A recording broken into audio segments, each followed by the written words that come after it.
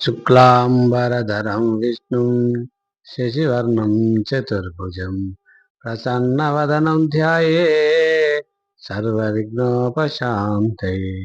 అగజానన పద్మార్కం గజానన మహర్నిశం అనేకదంతం భక్తానాం ఏకదంతం ఉపాస్మహే. పద్మపురాణంలోని చిన్న వాక్యం చెప్పుచున్నాను. అయితే భోజరాజు అనేట ఆయన ఉంటాడట. భోజరాజు అనేట ఆయన ఏం చేస్తాడంటే పరిపాలిస్తూ ఉంటాడు, రాజుగా పరిపాలిస్తూ అంటే. అయితే అతనికి ఏమవుతుందట అంటే అది ఒక రోగం వస్తుందట, కుష్టి వ్యాధి అనేది వచ్చిన తర్వాత ఇక ఇట్లా చనిపోతా అని చెప్పి అలా కొడుకు 8 సంవత్సరాలు ఆయన కొడుకు ఉంటాడట. కొడుకున్న తర్వాత ఆయనకి అప్పుడు పట్టాభిషేకం అనేది తెలియదు కదా. తెలియదు.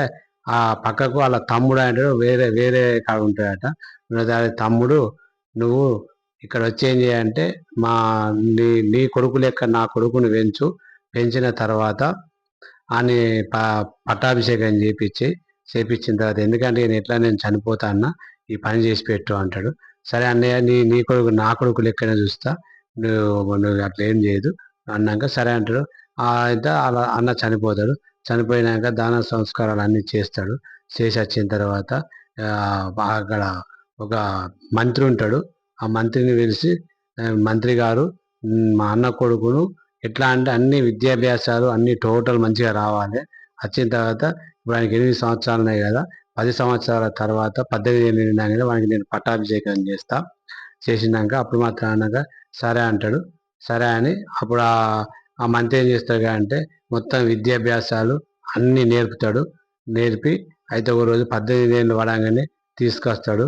ఆ మహారాజా, మీ అన్న కొడుకుని పట్టుకొచ్చిన, అన్నీ ఓకే, విద్య వచ్చింది, యుద్ధం వచ్చింది, కత్తి సాహసం అన్నీ వచ్చినాయి, రేపు పట్టాభిషేకం చేద్దామంటాడు. చేద్దామన్న తర్వాత సరే అంటాడు. సరే చేద్దామంటాడు. అన్న తర్వాత ఏమవుతుంది అంటే ఈ రాజుగారి ఇన్ని రోజులు ఈ పీఠ మీద కూర్చున్నాడు కదా, ఈ పీఠ మీద కూర్చోగానే ఆ పీఠ మీద ఇవ్వాలంటే ఈయనకు మనసున పట్టదు. ఇక అరే రేపు మా అన్న కొడుకు రాజ్యం వెళ్ళిన తర్వాత అప్పుడు అప్పుడు ఏమంటారు, రాజుగారి బాబాయ్ అంటారు. ఇది ఎట్లా అని ఆలోచించి ఎట్లా అన్నా చేసి మామూనికి ఏదైనా చేయాలంటారు. ఇప్పుడు కూడా రాజకీయ నాయకులు ఏం చేస్తారంటే ఆ పదవి వేసరి వీళ్ళకు మనసున పట్టది. ఇక పెద్ద మనుషులు ఏం చేస్తారంటే వాళ్ళ భూములు జాగాలు ఆస్తులు ఉంటాయి కదా, వాళ్ళకు కూడా కొడుకులు వంచిద్దామన్నా, పైసలు ఇద్దామన్నా, లేకపోతే అవి సరి చేద్దామన్నా వాళ్ళకు కూడా మనసున పట్టది. కాబట్టి ఏమవుతుందంటే ఈ మళ్ళీ పొద్దున రాజుగారిని తీసుకొస్తే ఆ మంత్రి గారు రాగానే మంత్రిని చెప్తాడు. మంత్రి గారు ఒకసారి ఇట్లా అంటాడు, ఏం లేదు, ఒక చిన్న విషయం చెప్తాను, అడవిలోకి తీసుకపో, మా కొడుకును చంపి ఆ కంటి గుడ్లు పట్టుకొచ్చి నాకు చూపించు అంటాడు. అన్నవాళ్ళ రాజా, నువ్వు నిజం అంటున్నావా వట్టిగా అంటున్నావా అంటాడు. లేదు లేదు, నేను నిజంగానే అంటున్నా, అట్లేం లేదు అన్నాక సరే మరి, సరే తీసుకుపోతా అంటాడు. రాజుగారి కొడుకును పట్టుకొని పోతాడు, అడవికి పట్టుకుపోతాడు. అడవికి పట్టుకుపోయి అంటాడు అంటే మీ బాబాయ్ అయితే నేను చంపమన్నాడు, నీ కంటి గుడ్లు తీసుకురమ్మన్నాడు, మరి నువ్వు సంతోషంగా చస్తావా మరి బాధతో చేస్తావా అని అడుగుతాడు.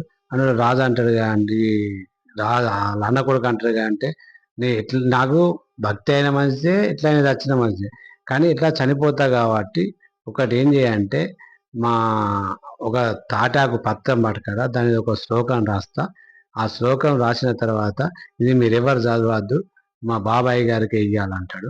అన్న తర్వాత సరే అట్లనే ఇస్తా అంటాడు. అన్న తర్వాత ఈ మంత్రి ఏం చేస్తాడు అంటే ఆ శ్లోకాన్ని రాస్తాడు. రాసి పట్టుకొని వస్తాడు. వచ్చి రాజుగారికి ఇస్తాడు. ఇవ్వగానే రాజుగారి దాన్ని అది పట్టగానే కంటి గుడ్లు చూడంగానే ఆ రాజుగారు ఇట్లా తప్పు చేసి, అయ్యో నేను ఎంత తప్పు చేసినా చేతులు మొత్తం ఇట్లా షేక్ అవుతా ఉంటాయి. షేక్ అయిన తర్వాత అది తీసుకొని చదువుతాడు. అందులో ఎట్లా ఉంటుంది అంటే భోజరాజ గారు, నేను ఒక చిన్న విషయం చెప్తున్నా నీకు. కృతయుగంలో మాందాత అనేట ఆయన కూడా ఎన్నో లక్షల సంవత్సరాలు పరిపాలించిండు, ఎంత భూమి కూడా తీసుకోవాలి. త్రేతాయుగం వచ్చేసరికి రాముడు కూడా 11,000 సంవత్సరాలు పరిపాలించిండు, ఆయన కూడా భూమి తీసుకోవాలి. ఇక ద్వాపర యుగంలో మాత్రం ఆడు దుర్యోధనుడు, ఆడు శకునుడు, వీళ్ళందరూ పరిపాలించిండు, వాళ్ళు కూడా ఏం తీసుకోవాలి. కాకపోతే దీనికి ఒక చిన్న శ్లోకం ఉండేది. ఇల్లు ఇల్లంటావు ఉల్లాస పడుతావు, నీ ఇల్లు ఎక్కడో తెలుసా, నీ ఇల్లు ఎక్కడో తెలుసా, వల్లకాటి దూరాన నీ ఇల్లు ఇల్లంటావు ఉల్లాసపడతావు, నీ ఇల్లు ఎక్కడో తెలుసా, నీ ఇల్లు ఎక్కడో తెలుసా, కట్టెలే చుట్టాలు తాళ్ళే బంధువులు, నీ ఇల్లు అక్కడే తెలుసా, నీ ఇల్లు ఎక్కడో తెలుసా. అది అప్పుడు అప్పుడు రాజు అంటాడుగా అంటే, అప్పుడు ఈ రాజు అంటాడుగా అంటే, అయ్యో నేను ఇంత పని చేసినా, అది చేసినా, ఇది చేసినా అని భయపడతాడు. భయపడి అంటాడు అంటే, ఆ మంత్రి గారు నేను మహా పెద్ద తప్పు చేసిన, అది కరెక్ట్ కాదు. ఇప్పుడు నా కొడుకు గిట్ట ఉంటే గిట్ట నేను పట్టాభిషేకం చేస్తా, నేను బాగా తప్పు చేసిన అంటాడు. అన్న తర్వాత రాజు అంటాడు, నిజంగా అంటానా ఉత్తగా వట్టి అంటానా అని మంత్రి అడుగుతాడు. లేదు నేను నిజంగానే అంటానా. మరి ఇప్పుడు నీ కొడుకు నువ్వు తీసుకొచ్చి పట్టాభిషేకం వాళ్ళ పానంతో నేను బతికించుకొచ్చింది అనుకో, మరి పట్టాభిషేకం చేస్తావంటే, ఆ చేస్తే నాకు జ్ఞానోదయం బాగా అయింది అంటాడు. అన్న తర్వాత అప్పుడు ఆ మంత్రి గారు ఆ పక్కకే ఒక రూమ్లో ఉంచుతాడు దూరాన. ఆ రాజు కొడుకును పట్టుకనగానే ఆయనకి పట్టాభిషేకం చేస్తాడు. పట్టాభిషేకం చేసి ఈయన పాయచిత్తపడి అక్కడనే మధ్యప్రదేశ్ అనే ఉజ్జయిని ఓంకారేశ్వర స్వామికి పూజలు చేసుకుంటూ ఉంటా అంటాడు. అయితే ఆయనకంటే ఉపశయనమైంది కానీ ఇక మా తండ్రి గారు మాత్రం మాందాత తీసుకపోలేదు. రాముడు అంత పరిపాలన చేసి రాముడు ఒక చెంటం భూమి కూడా పట్టుకపోలేదు. ఆ ద్వాపర యుగంలో దుర్యోధనుడు కూడా చక్రవర్తి అయిండు, ఆయనే పట్టుకపోలే. ఆ శకునుడు పట్టుకపోలే, సైంధవుడు పట్టుకపోలే. కానీ మా తండ్రి గారు మాత్రం ఆ భూమి ఖచ్చితంగా పట్టుకపోతాడు. ఆ అందుకే అందుకే మళ్ళీ ఎట్లా అంటే ఆయన ఆరుగురు కొడుకులు అయితే అలా ఒక రెండో కొడుకునే మాత్రం మంచి చూడాడు. ఇక మిగతా మాత్రం మంచిగా చూస్తాడు. కాకపోతే డబ్బు ఉన్నోళ్ళను బాగా మంచిగా చూస్తాడు మా నాన్న. మా పెద్దోని కూడా మాత్రం అంత మందిగా చూస్తాడు. ఇక నన్ను అయితే ఇంకా మరీ ఘోరం చూస్తాడు. ఆయన బాగా మంచిగా చూసాడంటే కౌటాల 3వ నంబర్ను చూస్తాడు, 4వ నంబర్ను బాగా మంచిగా చూస్తాడు. ఇక మిగతాలను అంత ఆయనకు అంత నచ్చది. ఆయన డబ్బు ఉన్న వాళ్ళకే పెద్ద పీఠం ఎత్తాడు. కానీ మరి ఆయనకి యమధర్మరాజు యమలోకంలో ఏ శిక్ష ఎత్తాడో ఆయన అక్కడనే చూడాలి. ఈ భూలోకంలో తమ్ముడు ఎత్తే మంచిగా తమ్ముడు ఇంకెత్తలేడు ఆయన శిక్ష.